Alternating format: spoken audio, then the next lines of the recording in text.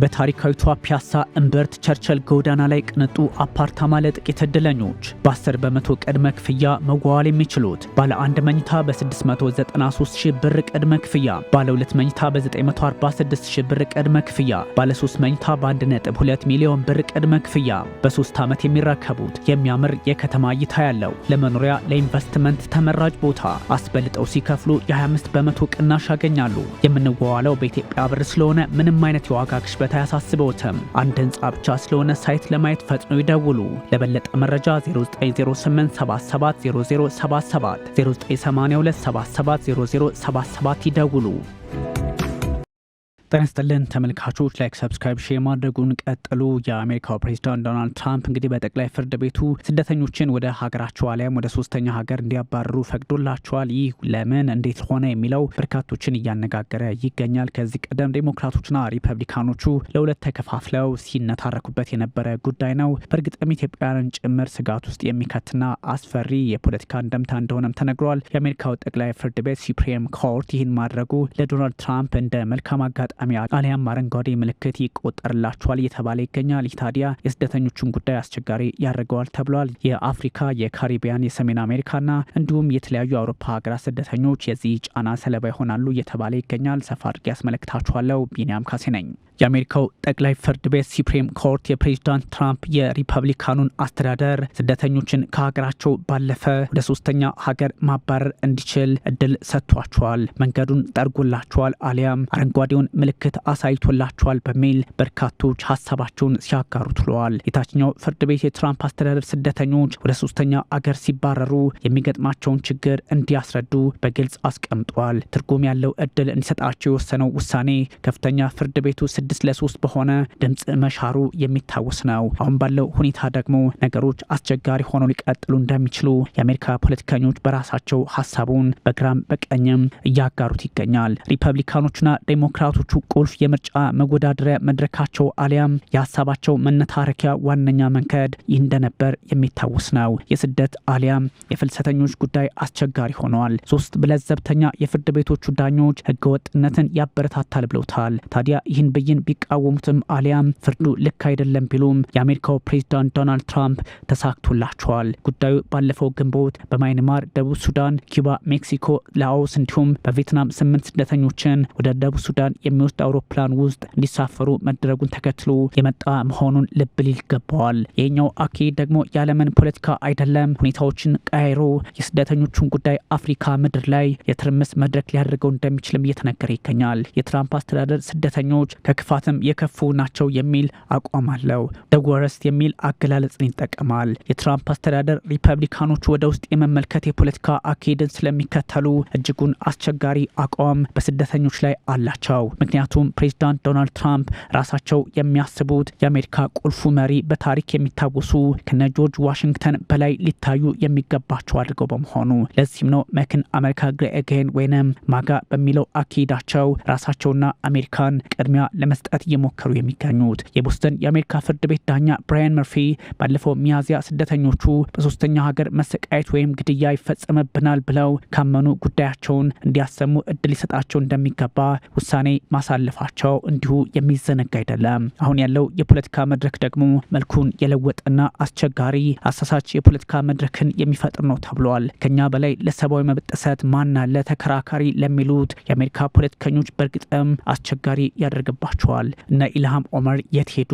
በርካቶች ሊጠይቁት የሚገባ ጥያቄ ሆነዋል። ይህ እድል የሌላቸውስ ምን ሊሆኑ ይችላሉ ነው። ታዲያ ይህም እድል ሌሎች ህጋዊ አቤቱታዎችን ውድቅ ቢያደርጉ እንኳን ሊሰጣቸው እንደሚገባ በግልጽ አስቀምጧል። ዳኞች እንዲህ አይነቱን አካሄድ የሚመለከቱበት አጋጣሚ ሌላ መልክ ያለው ሆነዋል። ሶኒያ ስቶማየር፣ ኤሌና ኬጋንና ኬት ማጂ ብራውን ጃክሰን ሰኞ ዕለት በአብላጫ ድምፅ የጸደቀውና ያልተፈረመውን ውሳኔ ከባድ ጥሰት ሲሉ ተችተውታል አሊያም አጣጥለውታል። የአሜሪካ የሀገር ውስጥ ደህንነት ሆምላንድ ሴኩሪቲ መስሪያ ቤት ውሳኔው ለአሜሪካ ህዝቦች ደህንነትና ጥበቃ እድል ነው ለሴፍ ጋርድ በሚል ሀሳቡን ለማጋራት ሞክረዋል። ታዲያ እስከምን ተግባራዊ ይሆናል ያልተፈረመበት ጉዳይ በመሆኑም አከራካሪ ሀሳቦች በአሜሪካ ኮንግረስ ውስጥ ሊነሱ ይችላሉ ተብሎም ይጠበቃል። የአሜሪካ ኮንግረስ እንደሚታወቀው የታችኛውና የላይኛውን ምክር ቤት የሚያካትት በመሆኑ በቀላሉ ጉዳዩን አሳልፎ ይሰጣል ተብሎ አይታሰበም። የታችኛው ምክር ቤት የህዝብ ተወካዮች ምክር ቤትን ሲወክል የላይኛው ምክር ቤት ደግሞ የላይኛው ምክር ቤት ደግሞ ሴኔቱን አሊያም 100 ሴናተሮችን የሚወክል ነው። ሁለቱም ሲዳመሩ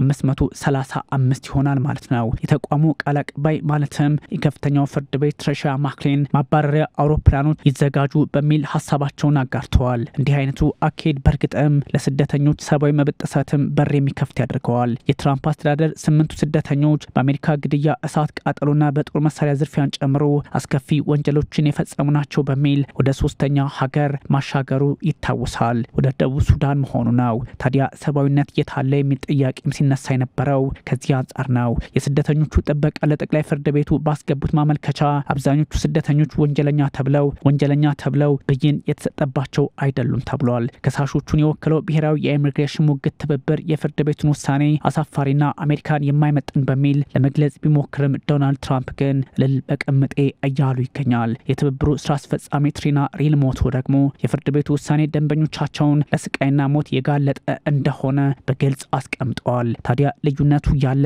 በአብላጫ ድምፅ ጸድቆ አርፏል። አንድ ስደተኛ ወደ ሀገሩ ሳይሆን ወደ 3ኛ ሀገር የሚሄድበትን አሉታዊ አጋጣሚ የፈጠረ የአሜሪካ ፍርድ ቤት ውሳኔም ሆኗል።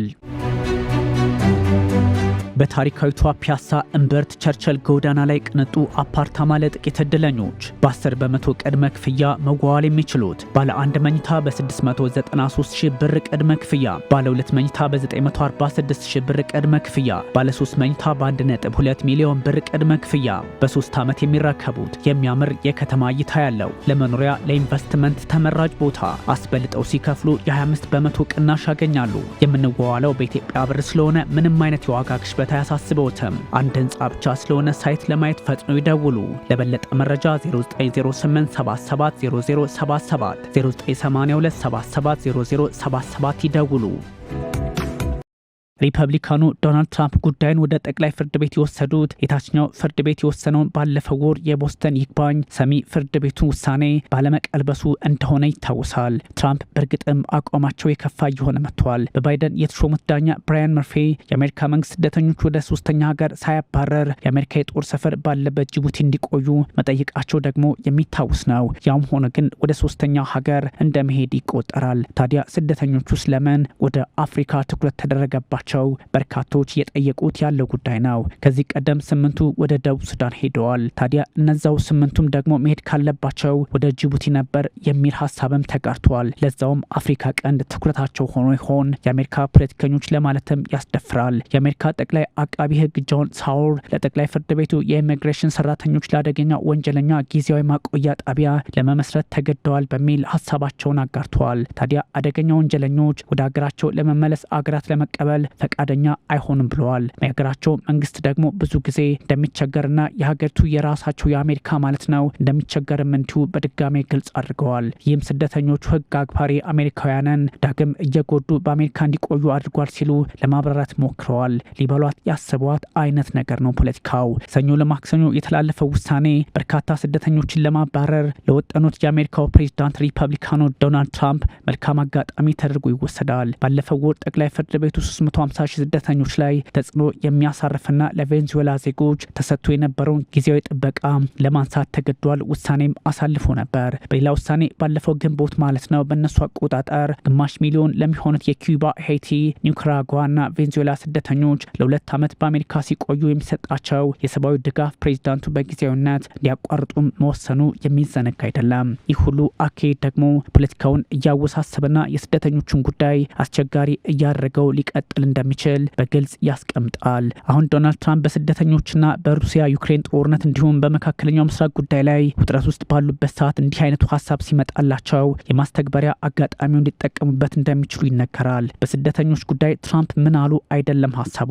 ትራምፕ ብዙ ጊዜ የሚሰጧቸው ሀሳቦች አስቸጋሪና ውስብስብ፣ ስደተኞቹን የሚያገሉ፣ ያለምን የሰብአዊ መብት ጥሰት የሚያንጸባርቅ ነው በሚል ትችት ይሰነዘርባቸዋል። ትራምፕ ግን ሁኔታውን በሌላ መንገድ ለማየት ሞክረው አያውቁም። ምክንያቱም አሜሪካ ትቅደም መግን አሜሪካ ግሬ አገን ሀሳባቸው በመሆኑ ትራምፕ ፖለቲካውን በግራም በቀኝም ይመለከቱትና በአስቸጋሪ ሁኔታዎች የሚያልፈውን የአሜሪካ ህዝብ ለመጠበቅ የራሳችንን መንገድ መከተል አለብን በሚል ሀሳብ ለመስጠት ሞክረዋል። የፕሬዝዳንት ዶናልድ ትራምፕ አስተዳደር በስደተኞች ላይ እየወሰደ ያለውን እርምጃ ተከትሎ ቀደም ሲል በሎስ አንጀለስ የተቀሰቀሰው ተቃውሞ ቀናትን አስቆጥሮ አሁን ምን ላይ እንደደረሰ አስቸጋሪ በሆነ አጋጣሚ መቋጨቱ የሚታወስ ነው። ተቃውሞ ተቀጣጥሎ ትራምፕ የሀገሪቱ የብሔራዊ ጥበቃ አባላት የሆኑ ወታደሮችን ማሰማራታቸውም እንዲሁ የሚዘነጋ አይደለም። ታዲያ ትራምፕ ቀስ በቀስ ፍላጎታቸውን እያስፈጸሙ እንደሆነ ይነገራል። ብሔራዊ ዘቡ ናሽናል ጋርድ የሚባለው በአካባቢው እንዲሰማራ አድርገው ነበር። ሎስ አንጀለስ በሰደድ እሳት ቀደም ሲል ስትታመስ ነበር። ከዛ ደግሞ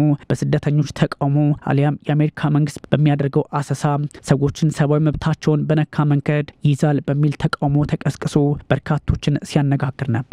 የሎስ አንጀለስ የካሊፎርኒያ ጉዳይ የዴሞክራቶችና የሪፐብሊካኖች ሆኖ እስካሁንም ቀጥሏል። በአሜሪካ ኮንግረስ ውስጥም በእጅጉ ሲታይ የነበረ ነው፣ የሚቀጥልም ነው። ምናልባትም የአሜሪካ ኮንግረስ በተለያዩ የመካከለኛው ምስራቅ ጉዳይና በሩሲያ ዩክሬን ጦርነት ሀሳቡ ተበታትኖ ካልሆነ በስተቀር ከዚህ በላይ አንዳች የሚያሳስበው ጉዳይ ላይኖር እንደሚችል ይገመት ነበር። በተለይም ካሊፎርኒያ አሜሪካ ውስጥ ከሚገኙ ግዛቶች 39 ሚሊዮን ህዝብ በመያዝ ቁጥር 1 ላይ ትገኛለችና እንዲሁም 52 መቀመጫዎችን በመያዝ በላይኛውም በታችኛው ምክር ቤትም የበላይ በመሆኗ እጅግ አስቸጋሪ የፖለቲካ መስቀልቀል በትራምፕ ላይ ሊፈጥርባቸው ይችል ነበር። ትራምፕ ግን የተነሳውን ሁሉ ከአሜሪካ ደህንነት አንጻር በማየት ለማለዘብ ሞክረዋል። በሎስ አንጀለስ ተነስቶ በነበረው ተቃውሞ የጸጥታ ኃይሎች አስለቃሽ ጭስ ሲተኩሱ ነበር። የፕሬዝዳንት ዶናልድ ትራምፕ አስተዳደር በስደተኞች ላይ እየወሰደ ያለው እርምጃ ያበሳጫቸው ዜጎችም ከሰብአዊ መብት ውጭ ነው በሚል እንዲሁ ጥያቄ ሲያነሱ ነበር። የአሜሪካው ፕሬዝዳንት ዶናልድ ትራምፕ ከአሜሪካውያን ውጭ በተለይም ዋነኛ እኛ አሜሪካኖች እንጂ ሌሎቹ አይደሉም በሚል ስደተኞችን በመጥፎ በመመልከት ይታወቃሉ። ለዚህም ነው አስቸጋሪውን የዓለም ፖለቲካ ለመቃኘትም ሆነ በራሳቸው መንገድ መፍትሄ ለማምጣት ተቸግረዋል። የአሜሪካ ዴሞክራቶችና ሪፐብሊካኖችም ከመከራከር ያልዘለለ አቋም ውስጥ ገብተዋል እየተባለ የሚገኘው። ታዲያ ሰዓታት እየነጎዱ በሄዱ ቁጥር የስደተኞች ጉዳይ አሳሳቢ ሆኗል።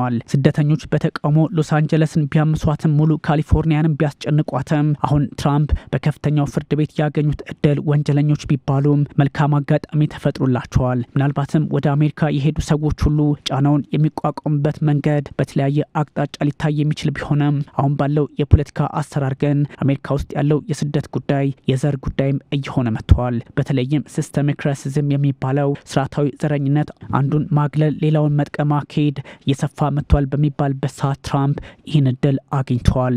ለዚህ ደግሞ ትልቁን እድል የሰጠው ከፍተኛ ፍርድ ቤት ነው በሚል ትችት አሁንም እየተሰነዘረ ይገኛል።